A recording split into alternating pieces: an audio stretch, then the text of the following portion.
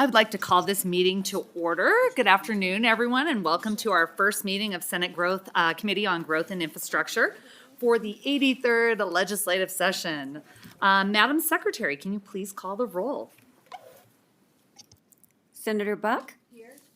Senator Hansen? Here. Senator Donyate? Here. Senator Zena? Present. Chair Wynn. Present. It looks like everyone's here. Look at that. That is exciting. And we started on time.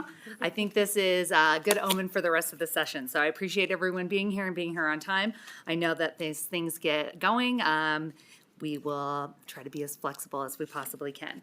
Our agenda today, we have quite a few things. I tried to cram as many things on here so we didn't have to be here on Friday. And so I'm thinking everyone probably appreciates that. Because I know everyone wants to spend Friday here at 3:30. And I can't promise that that might not happen in the future, but we are going to try to be as efficient as we can in the meantime.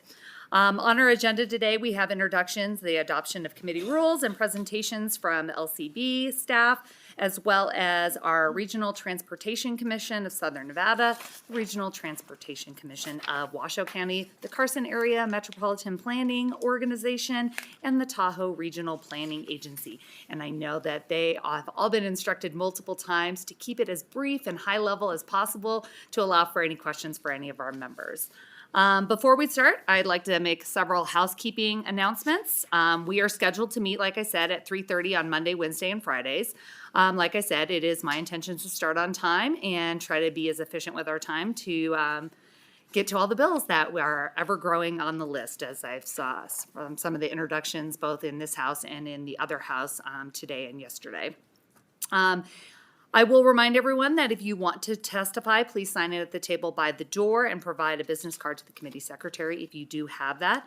Agenda items may be taken in a different order than listed, and two or more agenda items may be combined for consideration, and they may be removed from the agenda, or discussion of an item on the agenda may be delayed at any time. In addition, I'd like to note that the committee exhibits must be submitted electronically as a PDF to our committee manager, Kara Fincher, so she's going to wave her hand right there. You can find her in my office almost always, and also via email at sengri@sen.state.nv.us no later than 3:30 the day before the meeting. As in the past, any person proposing an amendment to a bill must be heard by the committee, must submit the proposed amendment in writing no later than 3:30 on a business day prior to that meeting, and include the bill number, a statement of intent, and your name and contact information. I would also ask that public comments be kept to 2 minutes so everyone interested in speaking can be accommodated, and we can ensure that we get through the agenda in a timely fashion. Speakers are urged to avoid repeating comments. Things like ditto and me too, and any of those are appreciated and don't take away from your comments. Lastly, you may submit public comments in writing in addition to testifying or in lieu thereof, and written public comments may be submitted up before, during, and up to 24 hours after the meeting adjournment. At this time, one second here. Do I need to do public comment first, right? No. No? Take it at the end. I can take it at the end? Okay, never mind. At this time, I'd like to take a few minutes and put all of the committee staff on, and our members on the spot. I know everyone loves that. I'm not going to ask for fun facts or interpretive dance or anything like that, so you can keep it as brief as you'd like. So I guess I will start here with my Vice Chair, Senator Pezzina. And here I was hoping for interpretive dance. Hello, everyone. I am so honored to serve alongside Chair Wynn as Vice Chair on Growth and Infrastructure this session. This is my second opportunity to come back and serve on Growth and Infrastructure. This year I chair Commerce and Labor, and I represent Senate District 12, which covers half Henderson, half Las Vegas. I also chair the Tourism Caucus here in the legislature, and I'm former president of Las Vegas Hospitality Association and served on the Commission on Tourism, and I'm really excited to be back on this committee. Thank you, and I will go over here to my right to Senator Donyate. Thank you, Chair, and good afternoon to everyone. I'm State Senator Fabian Donyate, representing Senate District 10 in Central Las Vegas. This is my third legislative session, but my first one serving on Growth and Infrastructure. I'm really excited to talk about crosswalks and cars, so thank you so much for having me today. I'm going to go next to Senator Buck. Thank you. I'm Carrie Buck, and I represent SD5, which is in Henderson. And I'm grateful to be here. I've been here 3 sessions, and first time serving, though, on growth and infrastructure, so I have a lot to learn. And finally, not last but not least, Senator Hansen. Thanks, Madam Chair. Ira Hansen, Senate District 14. It's about 30,000 square miles of state of Nevada, 6 counties. It's my 8th legislative session, and this is my 2nd time on growth and infrastructure. So it was actually very interesting last time. I'm looking forward to it and looking forward to serving with you, Madam Chair. Thank you. And for those of you that don't know me, my name is Rochelle Wynn. I proudly serve Senate District 3, which is in central Las Vegas. I have served one other time in the Assembly in 2019, my very first legislative session on growth and infrastructure, so I'm excited to be back here in the Senate. With that, I'd like to turn it over to the people that do all the work for us and make us all look good. And I will start here to my right with Julianne King, our committee policy analyst. Thank you, Chair Wynn, Vice Chair Pazina, and members of the committee. My name is Julianne King, and I'm a senior policy analyst in the research division of the Legislative Council Bureau. I've been with LCB since 2017, but this is my first session staffing a committee in this role, so I look forward to working with all of you. Thank you, Chair. Thank you. And I think we're going to go zoom into Las Vegas, although I don't see anyone there on our screen, which is making me nervous that we haven't been broadcasting to Las Vegas this entire time. Do we see anyone? Do we see anyone? Well, I was going to turn it over to Michael Vietz, our committee counsel, who is actually based out of Las Vegas and would be appearing remotely. And if we can get him on, I will turn it over to him. But while we're figuring that out, I am going to go to Paula Peters. She is one of our committee secretaries. Hi, I'm Paula Peters. This is my 3rd session working as a committee secretary and with the Growth and Infrastructure Committee. I'm excited to be back again for Game 3. And we can also turn over to our other committee secretary, Joseph Hoon. Good afternoon, Chair Wynn and members of the committee. My name is Joseph Hune. This is my first session, and I'm excited to be here. Thank you. I feel like Paula is going to keep us all in line because I know this is Joseph's first session as well, so I think we are in good hands. I introduced her before, but I'd like to introduce her again. We have Kira Fincher here. She is our committee manager and also my legislative assistant, so I'll turn it over to her to introduce herself as well. Thank you so much, Chair Wynn. My name is Kira Fincher. This is my second-ish session. I was Senator Wynn's intern last session, so I'm really, really excited to be back. And I won't make them come up here, but I will make them stand up and wave a little bit. I also have 2 interns, one from UNLV. I have Cindy Mora, and she will be with us all session. In addition to Cindy, I have Janice Wong. She is from UNR, so we are covering the north and south part of our state with our internship program here this session, so you will probably see them around this committee as well. Lastly, I'll turn it over to Casey Kerfeld, who is our research policy assistant from the research division of LCB, and she'll be providing the committee with background support.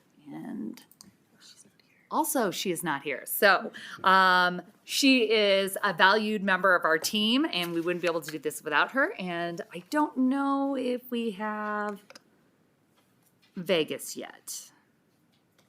In fact, look at this. I think I'm going to have to take a 1-minute recess to make sure we have connection there.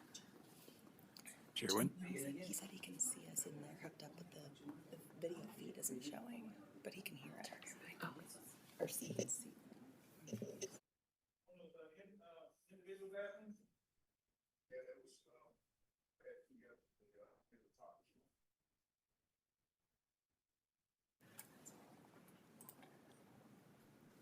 So we're back on the record here. I believe they can hear us, maybe not see us, maybe see us and maybe not see us. But we see you, Michael, so why don't you go ahead and introduce yourself? Thank you, Chair Wynn, members of the committee. Michael Vietz. I have the privilege of being assigned to serve as committee counsel on this. I have really the distinct pleasure of this being my first time in session, so I'm looking forward to work with all y'all. And I have joined the office in 2023, but as a result of joining late in the year, this is truly my first session. So I look forward to the learning opportunities and the opportunity to serve the state of Nevada and all of you. And thank you. And that is the wonderful team that is Senate Growth and Infrastructure. And I look forward to having everyone here. The first order of business is going to be the adoption of the committee rules, which are posted on Nellis. And I believe all the members have a copy at their desk. And I'm sure they came here prepared and they've reviewed those and don't have any questions because I haven't heard any questions before today. But this is an opportunity if you have any questions about them. They're pretty standard and similar to those approved in other committees, and they serve to complement the Senate standing rules and joint standing rules, which we adopted on Monday in the full Senate. Are there any questions from committee members about those rules?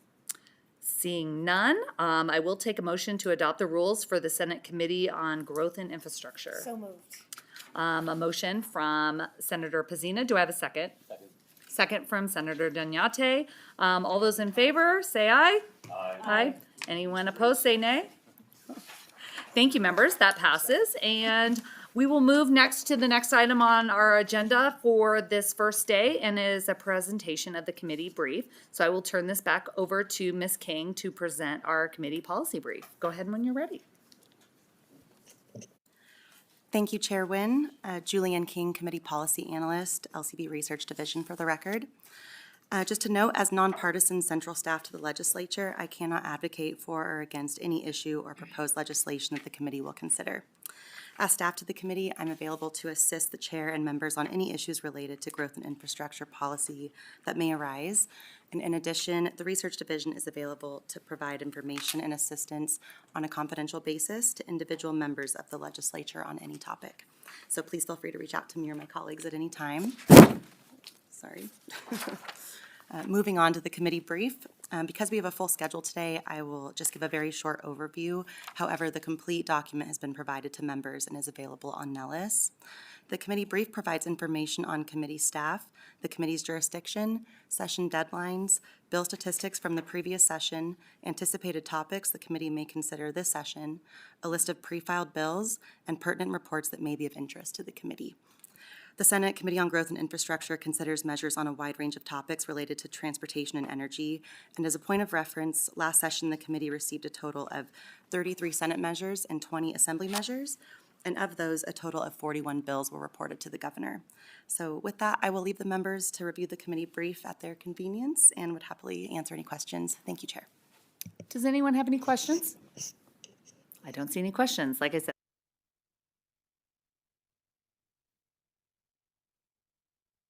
and there's some more details, including all the contact information for all the people that were mentioned here and introduced themselves. There were a couple of opportunities to do some overall, presentations, informational presentations. And so I'm very excited that our partners with the RTCs and various transportation things stayed an extra day after Transportation Day was a successful day yesterday. So I'm glad to see some of those faces still here today.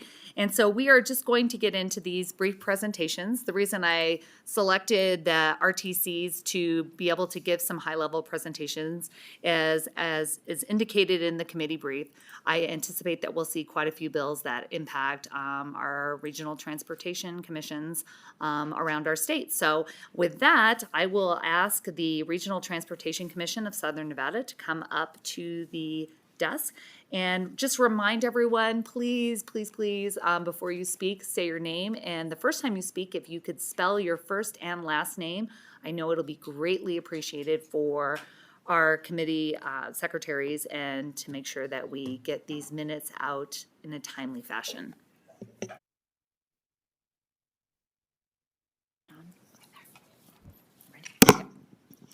Good afternoon, Chairwoman Wynn and members of the committee.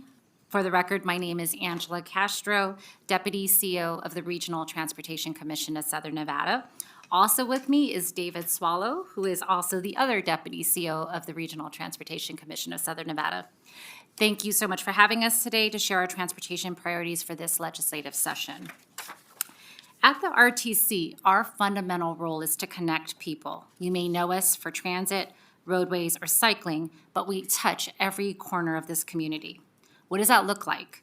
We are the transit provider for the region. We're also the traffic manager, coordinating traffic signals, dynamic message signs, and ramp meters in Southern Nevada. The RTC is also the regional planning agency, otherwise known as the Metropolitan Planning Organization, and we work with all local jurisdictions to plan and fund roadways.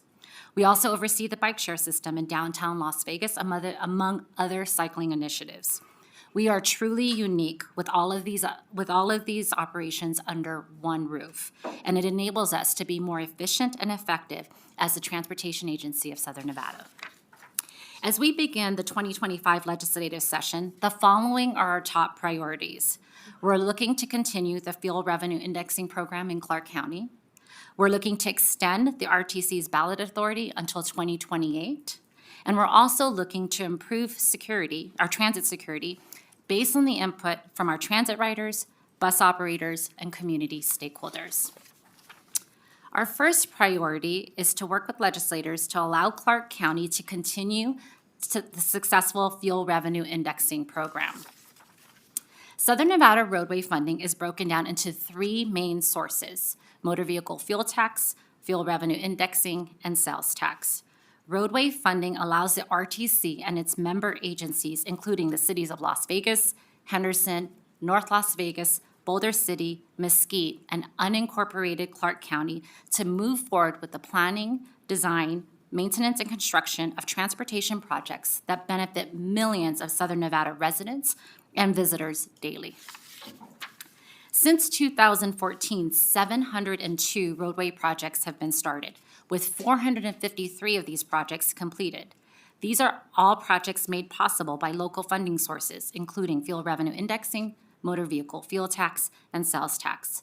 Through roadway funding in Southern Nevada, 78 local small businesses have been put to work, and more than $2.9 billion has been awarded in roadway projects, and more than 20,000 jobs have been created.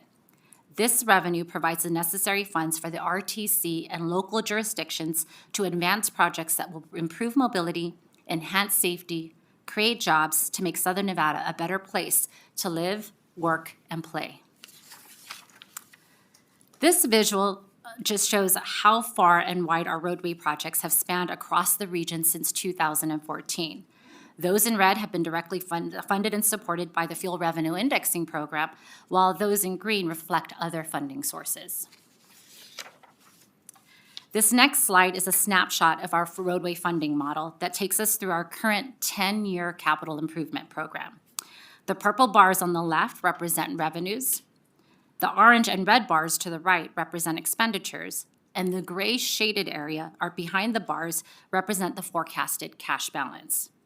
As you can see, the cash balance begins to decline in 2027 with the discontinuance of the Fuel Revenue Indexing Program.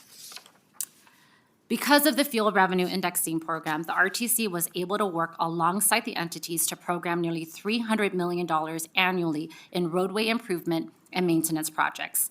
These projects are vital to connecting our community and our valley and its residents to businesses, essential services, and newly developed communities.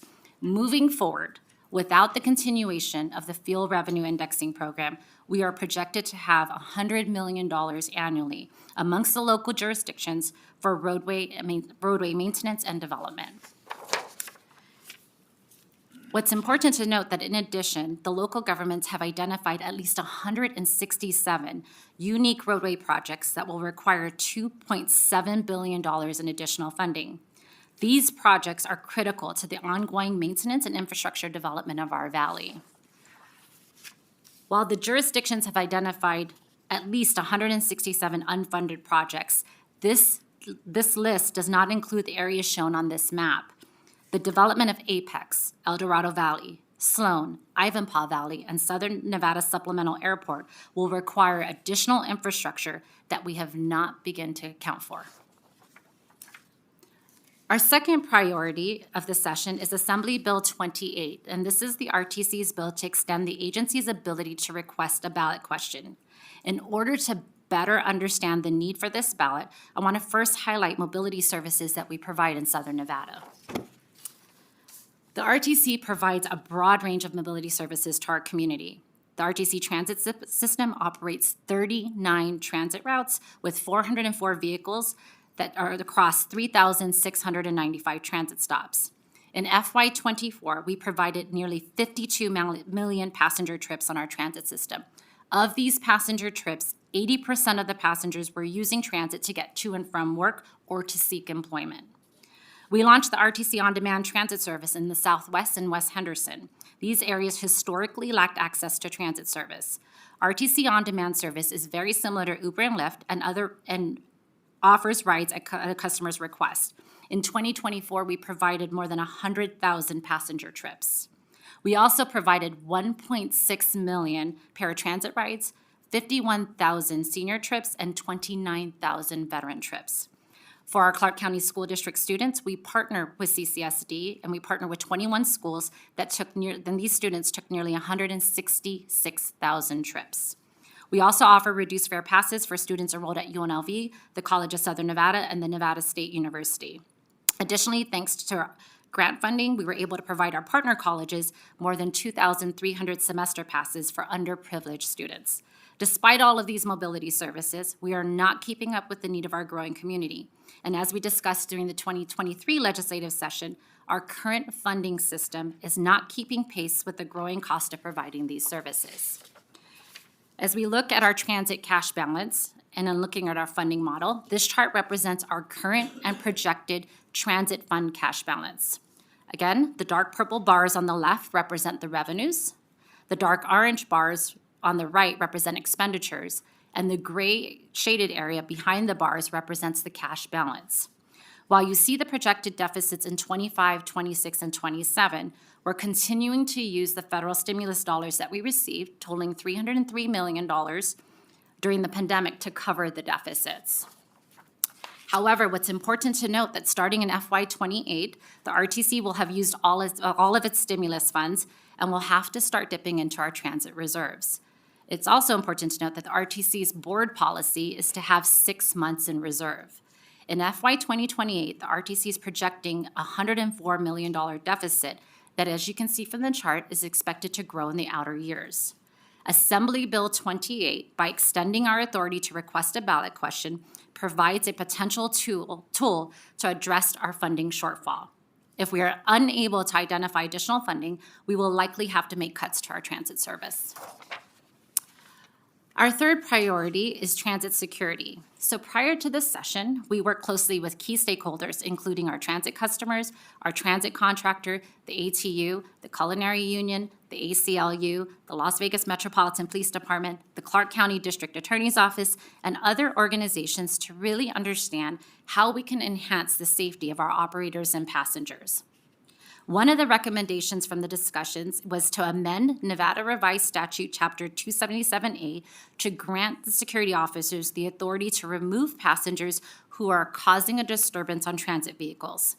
This legislation seeks to clarify the RTC's ability to maintain a safe and efficient public transit system by permitting RTC security officers to address unlawful conduct by removing offenders from its transit vehicles.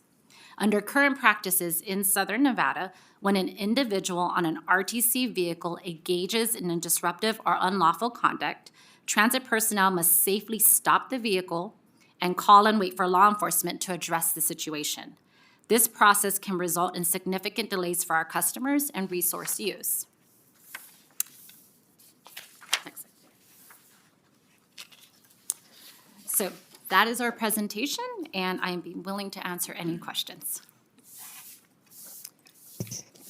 I have a couple questions, and I don't know.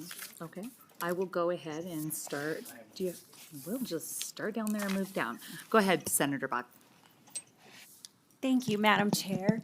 How many incidences do you have per year of having to stop, pull over, or in your facilities, security issues? So in FY24, just to give you some context, we've had over 100,000 removals on our bus system. 100,000. To be exact, 111,904 removals. where the police had to be called? So this is where or- we were able to remove, so just to give you some context, let me give this to you. 26 passengers on driver assaults. We've had 99 passenger on passenger assaults. And then our transit security was able to remove 111,904. And so either they removed it from our facilities or they had to wait for Metro and remove them for our buses. Wow. Thank you. Thank you, Chair. Go ahead, Senator Hansen. Thanks, Madam Chair. A couple of questions. First, have you guys done any work on the best electric vehicle tax that's out there? One thing nobody's touched on here is more and more vehicles are going electric, which means you have less and less fuel tax revenue.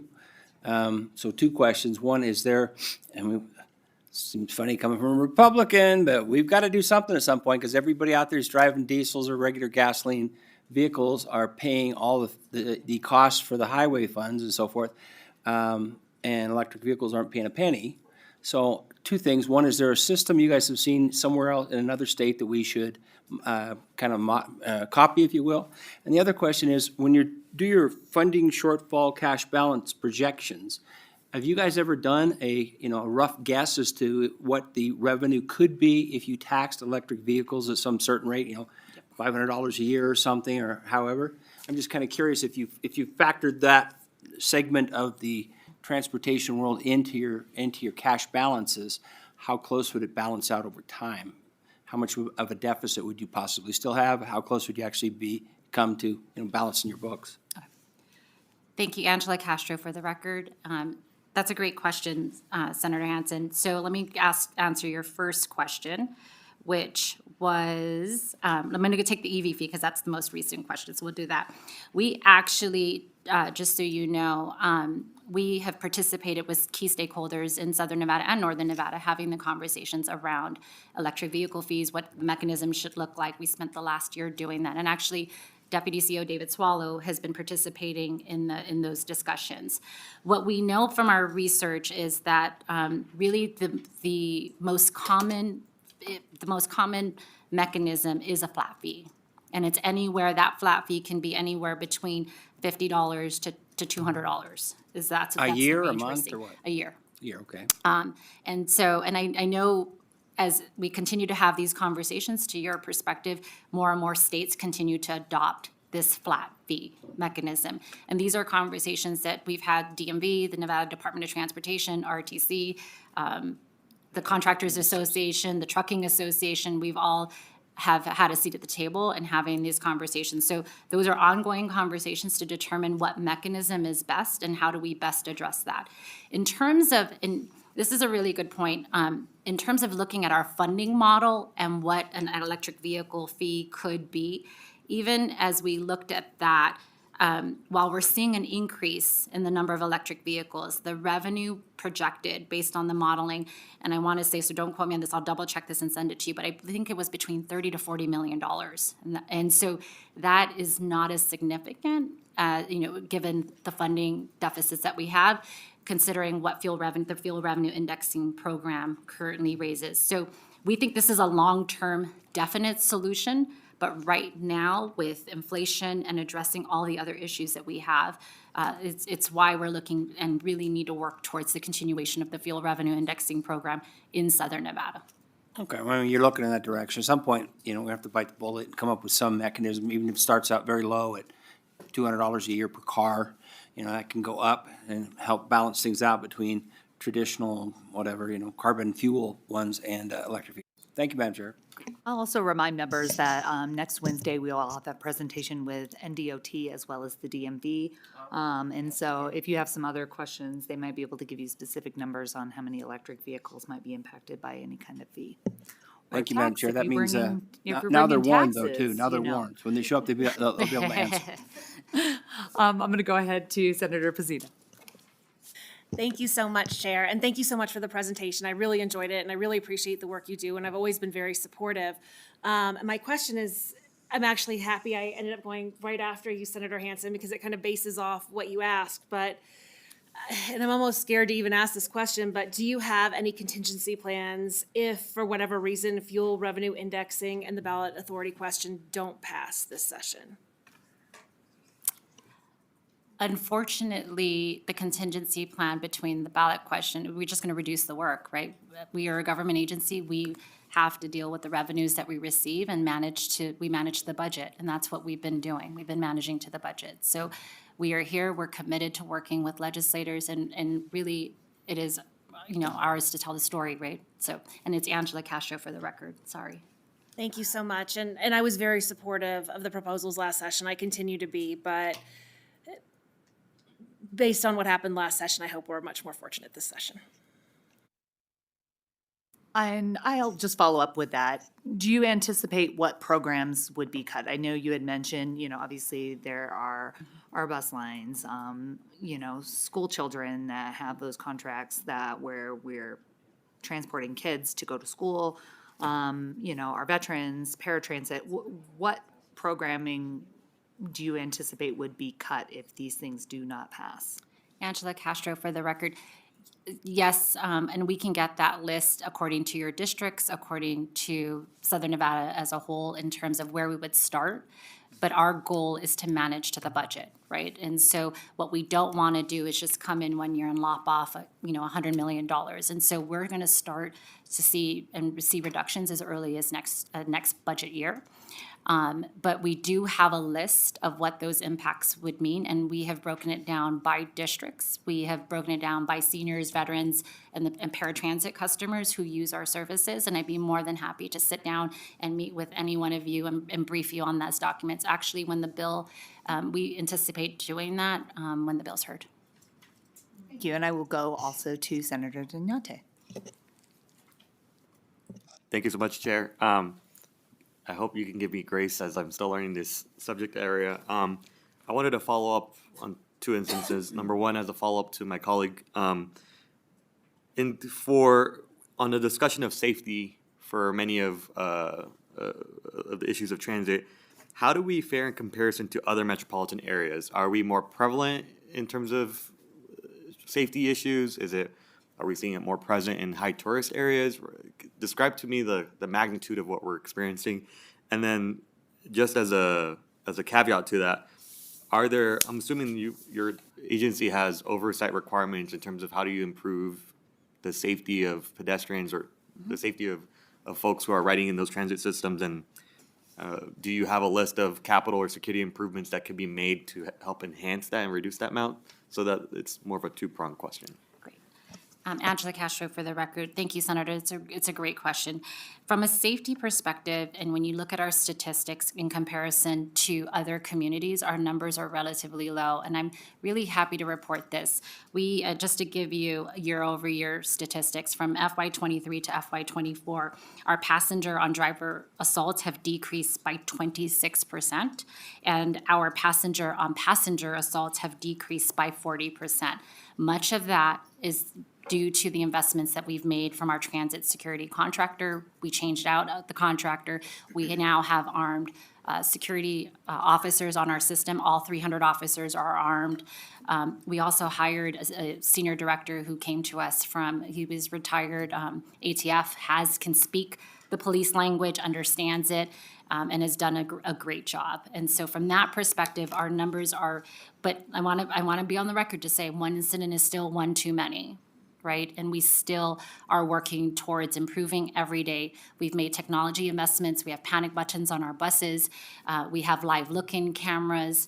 We've increased our transit security contract in terms of additional investments. We actually have the Zero Eyes program, which is we are the first to be able to use AI to be able to predict what's happening in real time from anybody who carries a weapon so there's multiple things that we have done and we're seeing the benefits of that based on the numbers. Chair, may I follow up with just one more comment? In addition to that,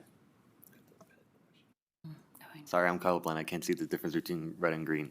Legitimately. One of the things that I just wanted to mention, I know that I won't be the first legislator or the last legislator to mention, there's obviously a great interest in terms of public transit and financing of that. I know we were talking about the electric vehicle parity, but I would love to have a discussion maybe offline, and I'm sure you guys have done the research on what other types of fees that we can implement. I know some states have done tire fees, there's user fees, there's tolling, there's congestion pricing, all of the above. And so I know this is a convoluted question. I would just like to connect with you offline in terms of how we can make public transit more of a reality in comparison to other metropolitan areas. So thank you. Great. Angela Castro, for the record, we look forward to meeting with you. We've done a lot of studies. We have a Transportation Resource Advisory Committee who's met and looked at this as well. And so we will be, for sure, we'll make an appointment and come and brief you. Thank you. I don't see any other questions. I appreciate you guys coming here and presenting. And so we will let you off the hook for the rest of the team. But I do know, and for the other members of the committee, I know that they've been hard at work. And for those of us that are in Southern Nevada, I know that they have a district by district kind of breakdown of some of these projects and how they might impact your individual constituents. So I'd encourage you to take a look at those as we are moving through some of the bills that we'll see during the session. So thank you so much. And at this time, if we can call up for their presentation, the Regional Transportation Commission of Washoe County. And we have Mr. Keller here. So go ahead and introduce yourself and begin when you're ready.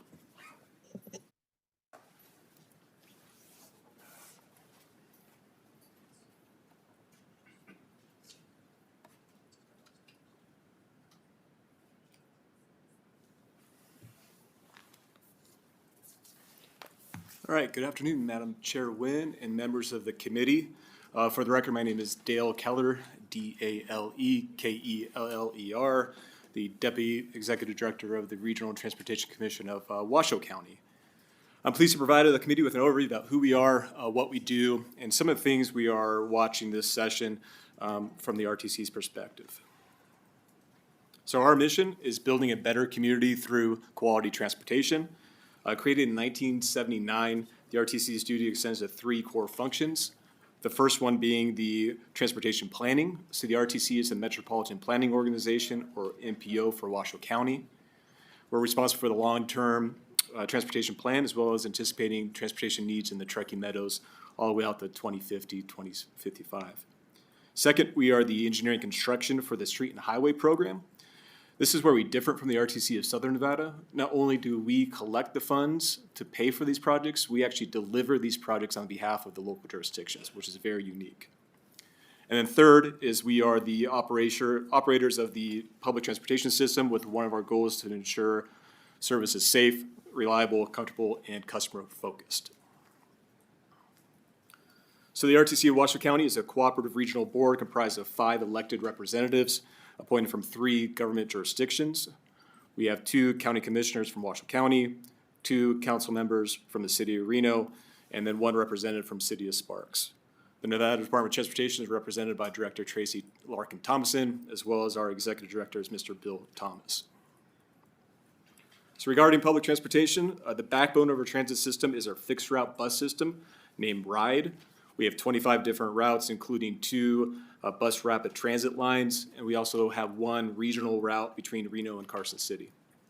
There are roughly about 5.5 million trips a year, and 60% of those trips are work-related, which is a huge success. We're also proud that it's been 30 straight months of ridership growth, and we'll look to continue that to hopefully get to 3 straight years of ridership growth.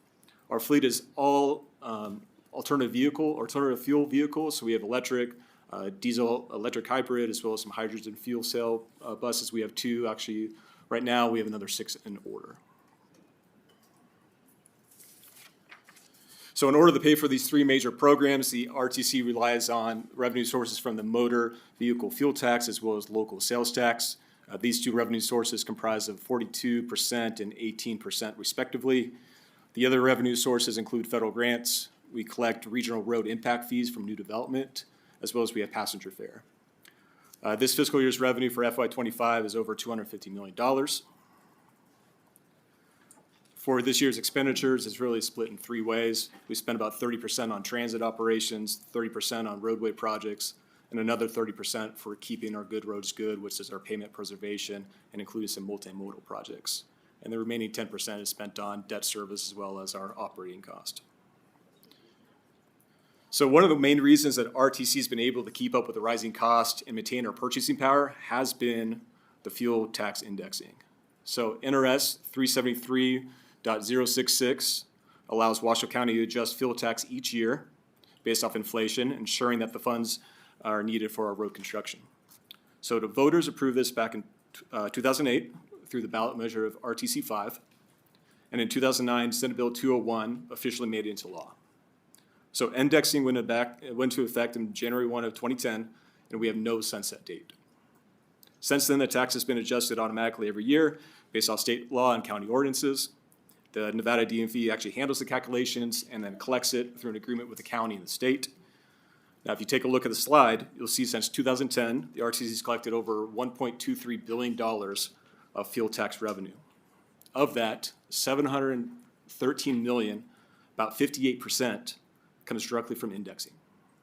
So as that's been allowing us to keep up with inflation and continue to invest in the needed infrastructure in Washoe County.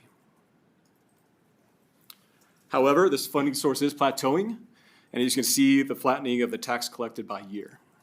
And there's a couple reasons for that. I think the first one is, as we all know, vehicles are becoming more fuel efficient. They're using less gas, and in turn generating less fuel tax revenue. Another factor is that the use of alternative fuels, as Senator Hansen brought up, like EVs and hybrid vehicles, are further reducing the amount of collected gas revenue.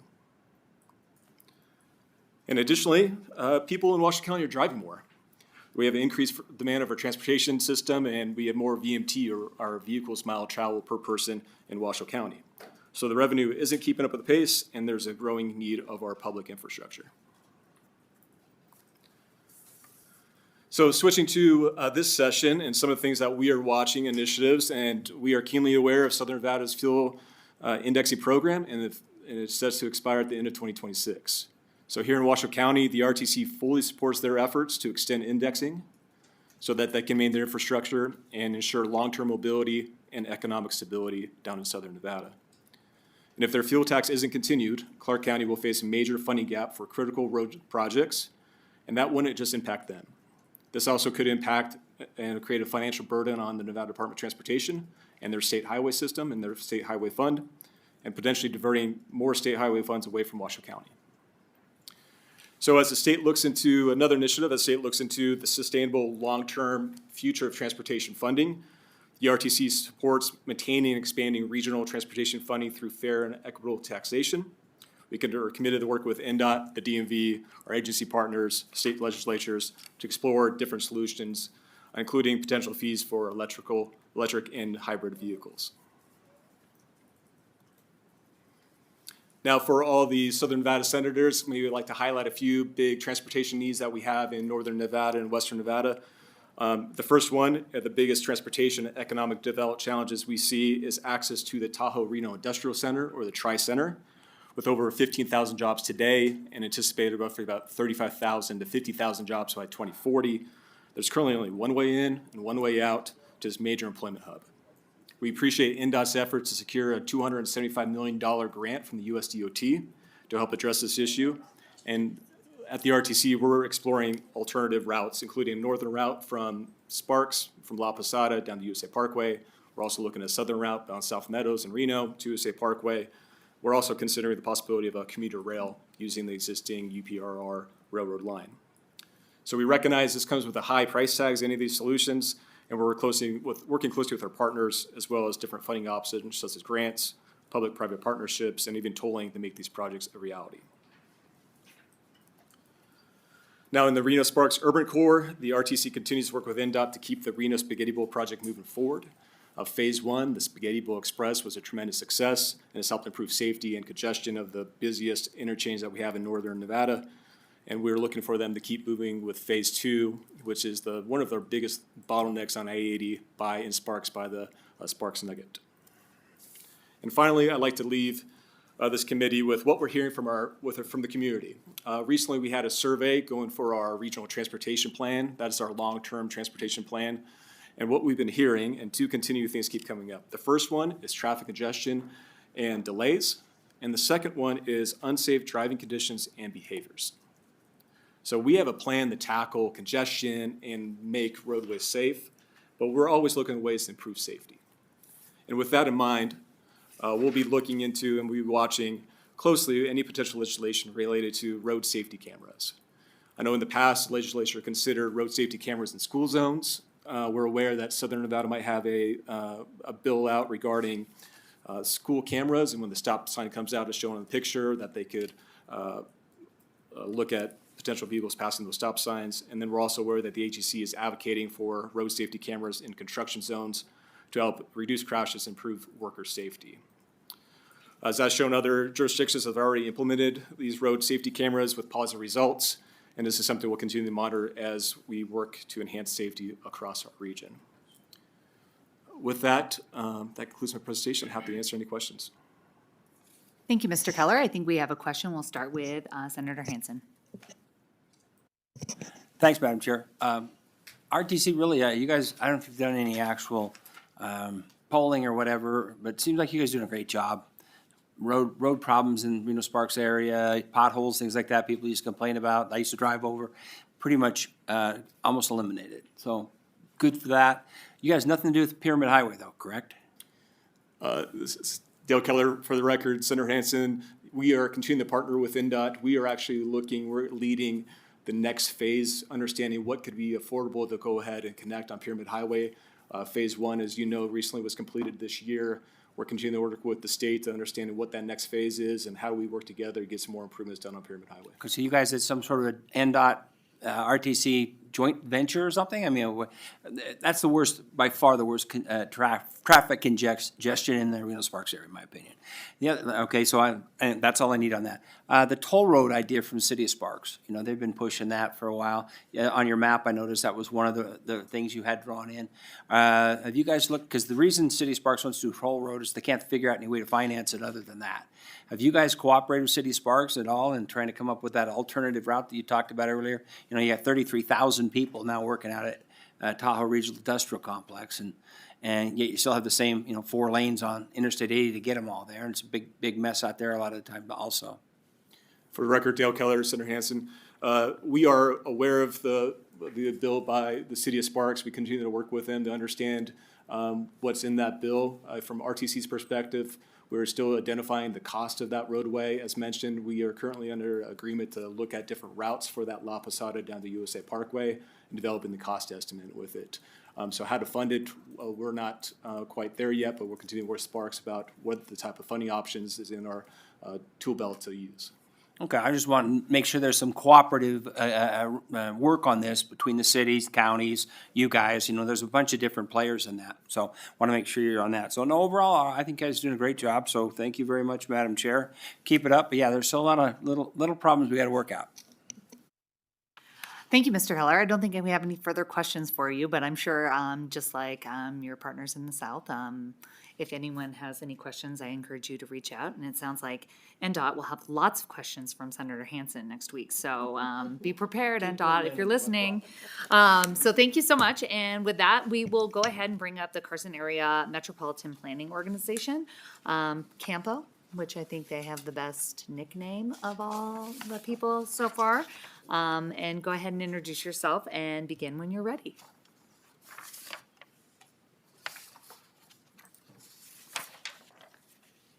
And if we can make sure that the PowerPoint presentation gets up, that would be great too. Well, good afternoon, everybody. My name is Chris Martinovich. I'm the director of the Carson Area Metropolitan Planning Organization and transportation manager for the Carson City Regional Transportation Commission, as well as Carson City Public Works. So I wear many hats, as I'll explain in a moment. So taking you through today a little bit of a summary of what the Carson Metropolitan Planning Organization is, or CAMPO, how it relates to the Carson City RTC, and some of our priorities going forward. Carson Area Metropolitan Planning Organization, just as your reference, for your reference and everyone listening, serves as the Metropolitan Planning Organization for Carson City, Northern Douglas County down to the Johnson Lane area, and Western Lyon County, including Dayton and the Dayton Valley. We were established in 2003. We're the youngest metropolitan planning organization in the state after our region surpassed 50,000 population. Our governing body is made up of 7 members, 4 of the members from the individual counties, as well as appointed members of the public. And we're staffed by Carson City Public Works staff. So all of us at CAMPO wear multiple hats, serving as the Metropolitan Planning Organization, serving as the Regional Transportation Commission, as well as General Public Works transportation functions. And CAMPO's primary role is to conduct transportation planning in the region. On the other hand, the Carson City Regional Transportation Commission is the RTC formed under NRS 277A, similar to some of the other presenters today, focusing on implementing and maintaining the transportation system specific to Carson City. I'll note that both Lyon County and Douglas County have their own regional transportation commissions for those individual areas. The Carson City RTC is a 5-member governing body made up of elected and appointed officials of the public as well. Carson City RTC also oversees the Jump Around Carson transit system here in Carson City, as well as the implementation of transportation capital improvement projects, and we provide that service to our community. The mission and goals of both Campo and RTC are listed here. The goals are out of our regional transportation plan, which we'll be updating throughout this year. And so just as reference, this building, this area, we're sitting in the Carson Metropolitan Planning Organization. And welcome for those of you from down south. I'm often asked, well, what is Campo? How does it relate to the RTC? Is that the same as Carson City? What are you all? Well, first of all, we work closely with the Nevada Department of Transportation to coordinate and align our priorities and our messages, and we rely on them, and they're invaluable in supporting our federal projects and our federal initiatives across our region. Campo itself is that planning arm, while the RTC handles the implementation and maintenance for the Carson City region. Both Douglas County and Lyon County are eligible to receive federal funds through Campo, and they do that from time to time to implement projects in their jurisdictions. And as I said, Carson City serves as the administrative hub for the RTC and Campo to align and provides a lot of government efficiencies between those agencies. We can't deliver projects without revenue, as many of previous two presenters have indicated, and we rely on a lot of local and federal sources to do those projects. Whether there are formula funds through the Infrastructure Investment and Jobs Act, such as Surface Transportation Block Grant funds, discretionary funds, which come periodically for specific projects, or FTA grant funds for transit activities. Just as comparison to some of the dollars you've seen earlier today, Campo was apportioned through its formula funds $1.85 million in fiscal year 24. It's a little bit smaller number than you've seen some of our other partners have. And so we rely on some of those larger discretionary grant funds to deliver larger projects. Tiger Fund reconstructed South Carson a couple of years ago. A RAISE grant we received back in 2022 is going to construct East William Street through Mills Park and to I-580 probably starting this summer. And we receive other Safe Streets and Roads for All grants to do other projects as well. We also receive some planning funds from NDOT, and we appreciate those efforts. Just because our dollars are limited, we need some support from time to time to do some larger studies. On the local side at the RTC, we rely on our fuel taxes, motor fuel taxes. Campo has no local revenue source of any kind, so we rely on federal funds and local matching funds to complete our required functions. As again, comparison, the RTC collected $4.4 million in fiscal year 24 from its gasoline and diesel fuel taxes. And so those two, the 1.85 and the 4.4, about a $6 million program we have on an annual basis to deliver and maintain all of our roads in Carson City and portions of Lyon and Douglas County. So it's not a big fund, and we have to stretch our dollars. And from time to time, Carson City's general fund does supplement for specific projects and for transit services. So what's important for us in the funding realm of things is diversification, flexibility, being able to pool different funds together to deliver projects, and a reliable funding source that we can apply year over year and deliver projects year over year. When we have little pots of money, we have to be creative in how we combine those pots of money and pool them together from combining them together to deliver larger projects that meet the needs of our community. We haven't been sitting idly by locally. Carson City has completed our Preserve Carson City Roads initiative, and it was a significant effort looking at a whole bunch of different funding mechanisms that could be implemented, how do they work, what they could be applied for, and it resulted in 2 ballot questions. Unfortunately, both of those ballot questions failed back in November, but one of the questions asked was to increase the sales tax, and the other question was to increase the government services tax applied on vehicle registrations. That doesn't mean we're done. That doesn't mean we're giving up. We're going to continue to look for ideas and structure going forward how we can go and maintain our roads in our region. Which brings me to our legislative priorities. So on the federal side, it really has to do with more formula funding. We rely on that known funding that we can get on an annual basis and count on that. On the state side, it's to continue to collaborate with NDOT on delivering safety projects and multimodal enhancements in our region. We're definitely in support of allowing local governments to continue to index fuel taxes across the state, not only in Washoe, or not only in Clark County, but allowing other counties across the state to take advantage of that. If only to maintain existing roads, that'd be a huge bonus for a lot of agencies. We want to ensure funding collected from any alternative fuel vehicles is distributed to all of the counties. It is definitely a need, and we need to start collecting those revenues from those vehicles as well. And we're in support of legislation to expand roadway traffic operations and transit funding to ensure transportation sustainability funding in the future. We need to be able to keep up with what we have, let alone build new. Our focus in the local area is really to maintain our current infrastructure, fill those potholes, repair those streets that need to repair over new capacity, new roadways, new interchanges, widening lanes. That's not our focus area. But we do want to continue to meet the needs of our growing and our aging population. Carson City and Douglas County in particular are getting older in age and population, while Lyon County is growing in population. So kind of combating that and aligning that with our planning priorities going forward. So those are the items I wanted to highlight to you, and I'm happy to answer questions. I appreciate your time and appreciate the opportunity to speak. Thank you. Thank you. I appreciate this. And we do have a couple of questions. I'm going to start with Senator Pizzina. Thank you so much for the presentation. I really enjoyed it. I noticed you mentioned federal funding, and I was curious, I guess, both what percentage that makes up of your funding, and also we had a presentation from Business and Industry this morning, and they've already had kickback and some of their federal funding cut. So I was curious if that was a concern for you, or if you'd already seen any of your federal funding cut so far. Thank you for the question. Chris Martinovich, Transportation Manager. We have not seen any effect on any of our federal funding. We've been in contact with our federal partners at the Federal Transit Administration and the Federal Highway Administration, as well as the state DOT. The Federal Transit Administration has told us proceed as normal, so no issue from them at this time. We haven't heard anything official from the Federal Highway Administration to this point. The amount of federal funding we get depends on the year. If we have larger grants, special grants, it can be 9 or 10 million. That raise grant I mentioned for William Street was 9.3 million. That is 50% of that project. If that funding dried up, we probably couldn't deliver the project, or would significantly delay it at the least. Campo itself relies on federal funding to do all of its functions. We're mandated by regulations under the Code of Federal Regulations to do certain planning activities, and without that federal funding, we couldn't do that. So there's sort of a balance there we'd have to. But right now, we're proceeding as normal until we hear otherwise. So that's our plan right now. Do we have any further questions from the committee? I do. You do? Yeah. Senator Hansen, go ahead. Thanks. Indexing on the ballot down here? Question? Yes, Chris Martinovich, Transportation Manager. We have put it on the ballot. It was on the ballot in 2016 and it did not pass. As I think it was on the ballot in most counties across the state. Okay, I was just curious because I love coming to Carson City with my vehicle because I pay 50 cents less a gallon than I do in Washoe County at least. So, I assume that's why. The fuel indexing makes Washoe County much more. But you don't seem to have you didn't present any graph showing you guys have some significant budget shortfalls.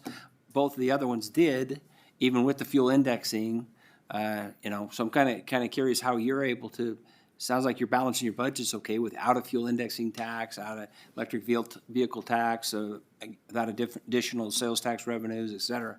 I don't know what you're doing, but somehow you're doing it. Your roads around here aren't too bad. Well, if I may, Chris Martinovich, Transportation Manager, we have identified a need. We are not maintaining our local roads. So roads classified as local, formally under the classification system, we're not doing anything other than filling potholes, and that's about it. So we're devoting all of our transportation dollars to roads classified as collectors and arterials because those are higher used. They get more traffic, more commerce, more economic development on those roads than our local streets in front of people's houses. And that's where our shortfall is. We've identified that need on an annual basis of $21 million. That's our shortfall for those local neighborhood streets. So that's what our funding initiative was focused on, was raising revenues on a local level or any other source to maintain our local road projects within our neighborhoods. That's where our shortfall is. Okay, well, no, as those potholes get worse, maybe you'll have a second bite at the apple on putting that fuel indexing tax on the ballot. I mean, like I was saying earlier, I'm not a big fan of taxes, but I will say the road conditions in Washoe County are very, very good. Not horrible here. Maybe as they get worse, you'll have more success. Thank you, Madam Chair. Thank you. Thank you for your presentation, and thank you. I don't think we have any other further questions, so I appreciate your time, and thank you for coming. And we will finish up with our last presentation from the Tahoe Regional Planning Agency. Mr. Middlebrook, go ahead and begin when you're ready. And I'll remind everyone to introduce yourself for the record before you begin speaking and spell your name. If I just will keep trying to remember that. Thank you. Devin Middlebrook, Tahoe Regional Planning Agency, DEVIN MIDDLEBROOK. Good afternoon, Chair Nguyen, Vice Chair Pazina, and committee members. My name is Devin Middlebrook, and I'm the Government Affairs Manager for the Tahoe Regional Planning Agency. Thank you for inviting our agency to participate along with the other transportation agencies in the state and share about Tahoe's unique transportation system. Tahoe's stunning environment and outdoor recreation opportunities support residential quality of life and attract millions of visitors each year. However, the lack of a fully connected transportation system causes congestion and impacts to air and water quality that disproportionately affect our underserved community members. Tahoe's modern history began with the 1960 Winter Olympics at what is now called Palisades Tahoe Ski Resort. This international event put Tahoe on the map. Soon, plans were developed for the region to grow to the size of San Francisco, complete with a multi-lane freeway circling the basin with a bridge across the mouth of Emerald Bay, which you can see here from a rendering during those times. Luckily, this didn't happen and really sparked a conservation movement. Then Governor of Nevada, Paul Laxalt, and California Governor Ronald Reagan came together and signed a bi-state compact to create our agency. This compact was then adopted by Congress and signed into law by President Nixon in 1969. This last December, we celebrated our 55-year anniversary. Our transportation role is outlined in this bi-state compact. The compact mandates that TRPA develop a transportation plan for the region. This plan must reduce the dependency on the private automobile and provide preference for transit, biking, and walking. And we must work within our existing roadway network without expansions. Article 9 of our bi-state compact, which was amended and added in 1980, created the Tahoe Transportation District. This district implements capital projects and operates transit in the region. Together with TTD, TRPA, we serve very much similar roles as the RTCs you just heard from. To further enable TRPA to implement transportation goals of the compact, the federal government recognized TRPA as a metropolitan planning organization in 1998. This designation is typically reserved for regions with populations over 50,000 people, which you just heard from Campo mentioning their recent designation. But one jurisdiction in the basin didn't have that, so they recognized the entire basin for those purposes. And then in 2015, the federal government recognized Tahoe's visitor population for transportation formula funding. While this has resulted in an increase of transportation funding in the region, it does not meet our full transportation funding needs. At Tahoe, our transportation system serves multiple functions. We move around local residents to their workplaces, schools, and local businesses. We provide recreation access to the beautiful public lands and support critical interstate connections across the snowy Sierra Nevada. Tahoe is one of Nevada's premier outdoor resources. In fact, 1/3 of all state park visitation occurs at Tahoe in Nevada. This visitation and our transportation system support a $5 billion annual economy.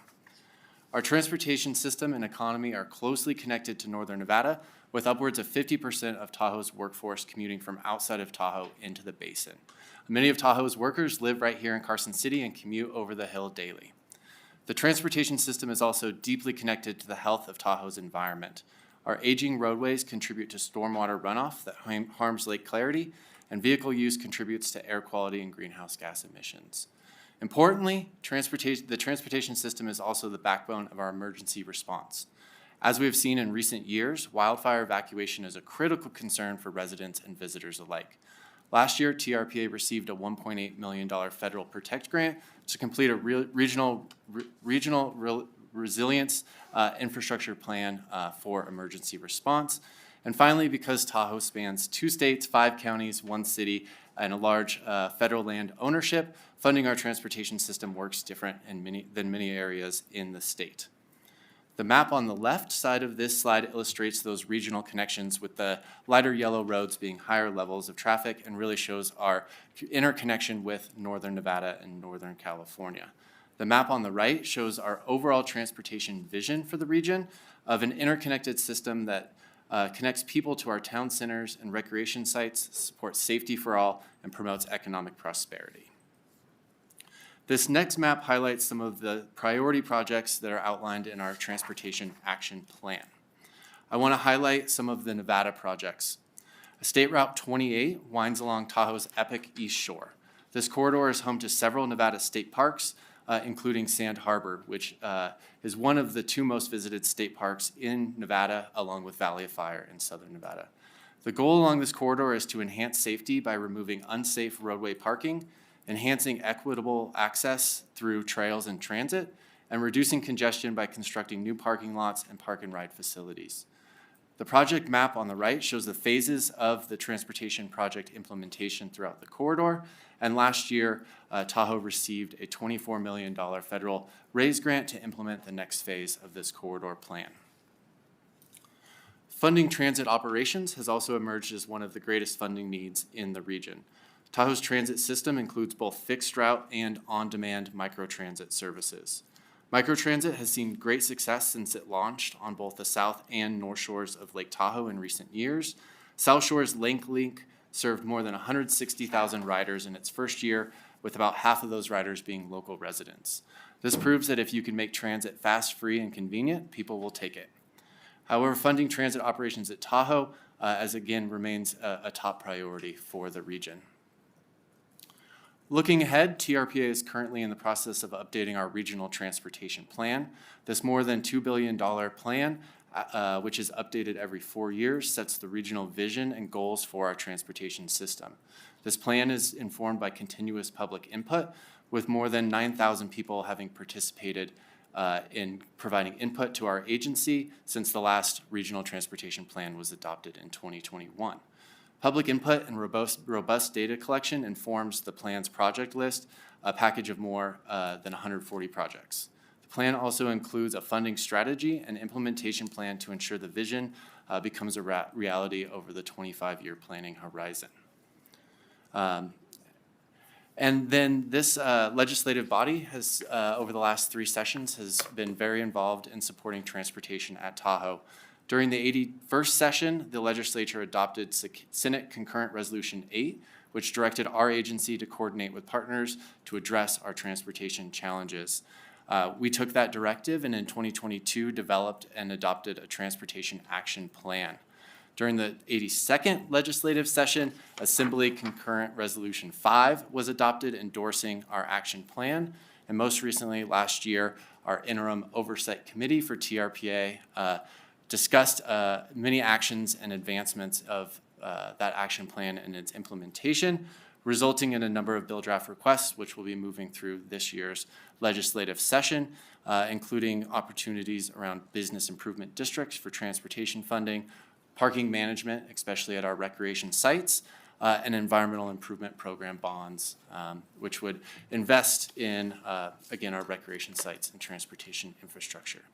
So with that, I will turn it back to Chair Nguyen for any committee questions. Thank you. Do we have any questions here from the committee?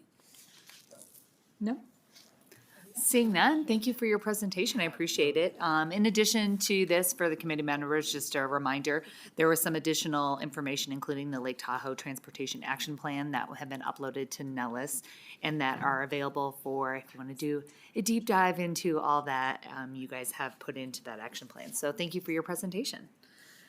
And we are right on time. So we have arrived at the last agenda item, which is public comment. And because of time considerations, persons offering public comment, I would ask you to limit yourself to not more than 2 minutes.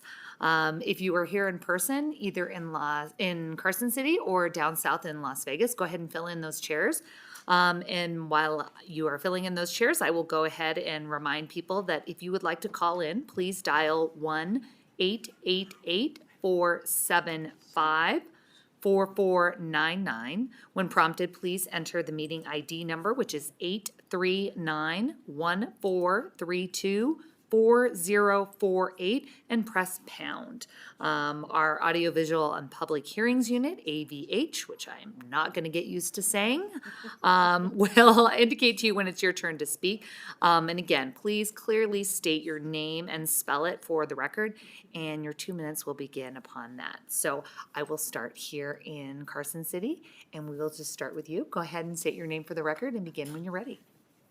Ellie Waller, Elliewaller, Douglas County resident.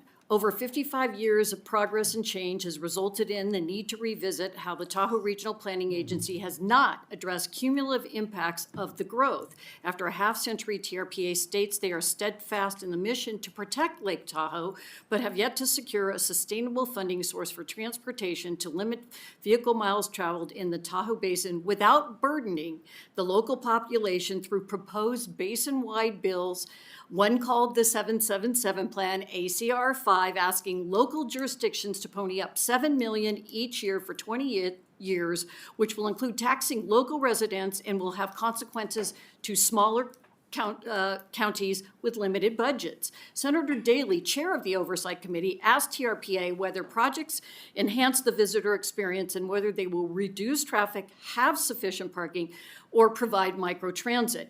You heard today microtransit is successful. Not really. The Lake Link mentioned struggles to be funded. Lake Link funding is unsustainable and not serving the Tahoe Douglas Visitors Authority Event Center as well as intended.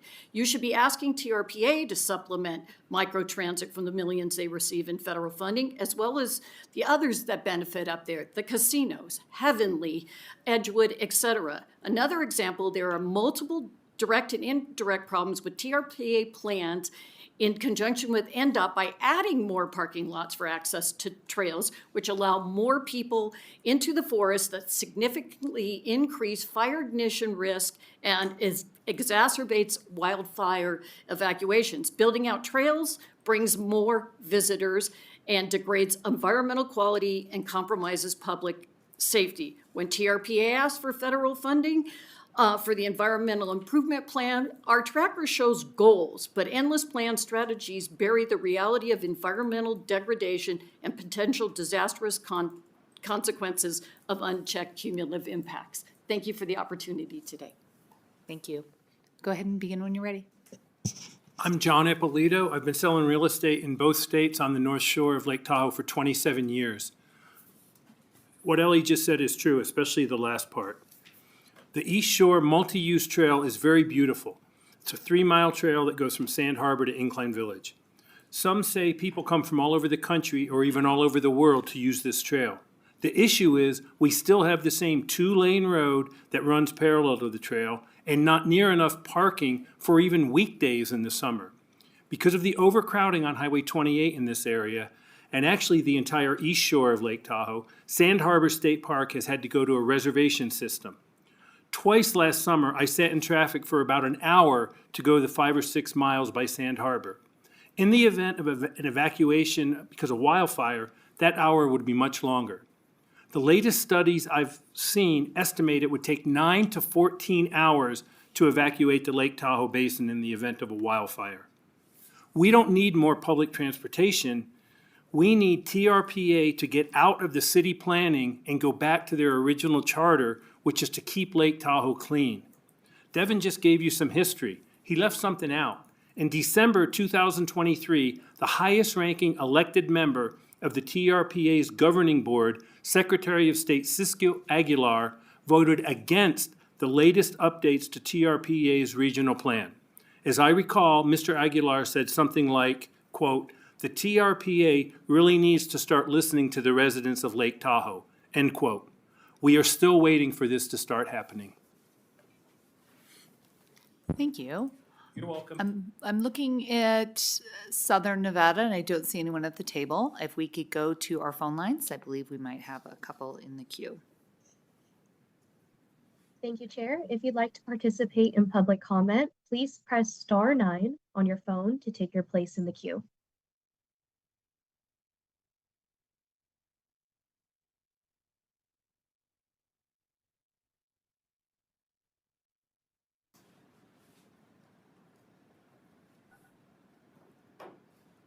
I am Rhonda Teicer, R-O-N-D-A-T-Y-C-E-R. Like other long-term Tahoe residents, I want TRPA to succeed in its mission of protecting the lake and the basin community. I'm worried about its role in protecting the basin community. Currently, in spite of its goal to reduce dependency on the automobile, TRPA is charting a course that favors increased tourist traffic around Lake Tahoe by approving several large tourist developments that will bring increased tourist traffic to our single two-lane road around the lake. Recently approved large commercial developments include Homewood Ski Resort and Palisades Resort in Olympic Valley that will bring thousands and thousands of tourist cars to the West Shore. And on the North Shore, the Waldorf Astoria and Cal Neva in Crystal Bay, with several more humongous projects in Kings Beach. The recent fires, both nearby in the Washoe Valley and in Southern California, emphasize that wildfire must be a top concern of all Tahoe Basin transportation decision-making. But money for such studies is always the issue. To pay for transit studies and road use, we residents are willing to pay transit fees coming and going from the Tahoe Basin. But we want tourists to pay their fair share too. TRPA and TMO need to take the lead to install fast-track type systems around the basin to collect user transit fees. User fees are the fairest way to pay for infrastructure, not taxes. Thank you. Thank you. If we can go to the next caller, please.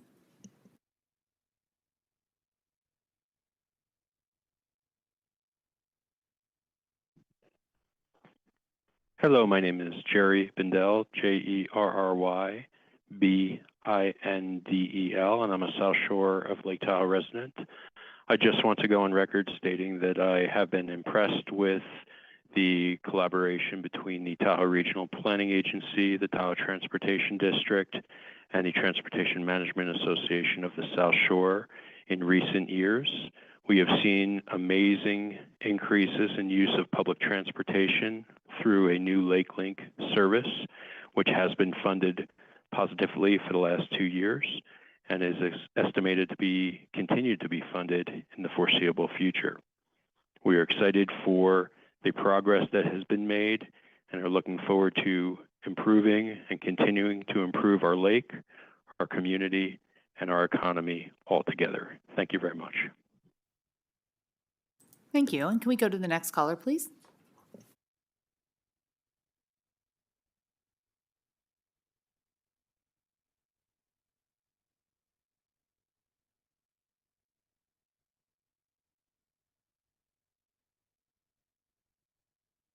Caller with the last three digits, 050, please press *6 to unmute yourself.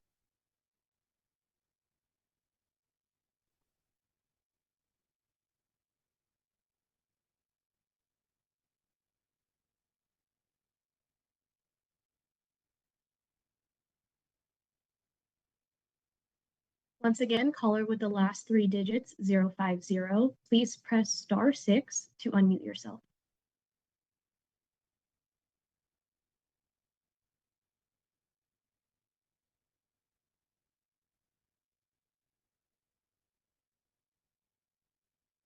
Chair, it looks like the caller is currently not unmuting. Would you like to go to the next one? Yes, why don't we go ahead and do that? Maybe we can come back to that person.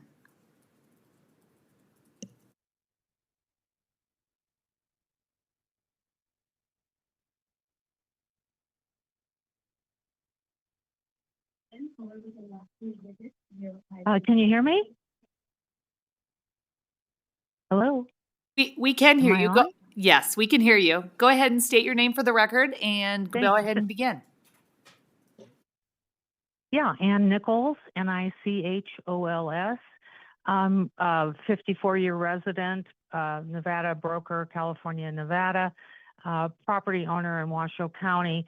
I wanted to talk to you about how TRPA does not consider surrounding growth in Reno and Carson City in their data. They consider Truckee, but not the surrounding growth when they do their analysis, which is very short-sighted. I think all the housing that we really need has already been built in Reno.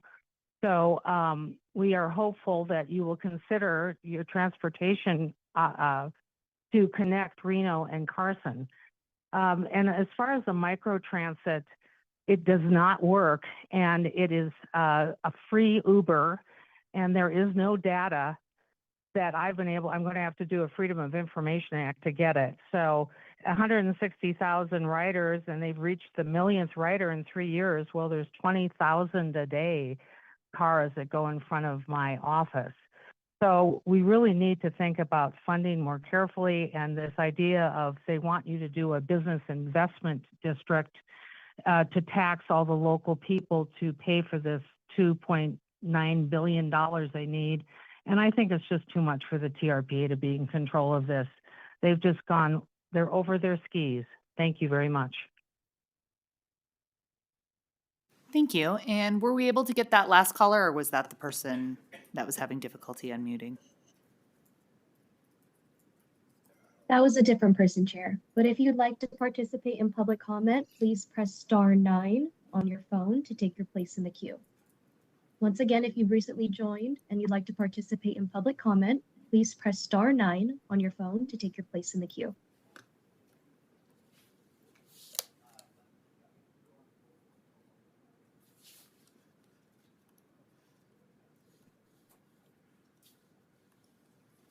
Good afternoon. Can you hear me all right? Yes, we can. Go ahead and begin when you're ready. Please state your name. Thank you so much. Thank you. My name is Noah Banayan. That's NoaBanayan. And I serve as the Government Affairs Manager at the League to Save Lake Tahoe, which you might know Keep Tahoe Blue. Welcome to the new committee members, and thank you to the returning members. I and our team look forward to meeting with each of you over the course of the session to discuss our partnership with the state of Nevada, the TRPA, and our shared goals of protecting the lake. The League was founded in 1957 to slow the rampant development that was causing our lake's famed clarity to decline. We are the oldest and largest environmental organization at the lake. One of the League's early accomplishments was the creation of a unique bi-state regulator charged with protecting the lake and ensuring consistent environmental protections throughout the basin. This became the Tahoe Regional Planning Agency. One of the things we continue to do is work with, support, and encourage our partners at the TRPA in fulfilling their mandates and using their unique authority to help protect the lake's environment.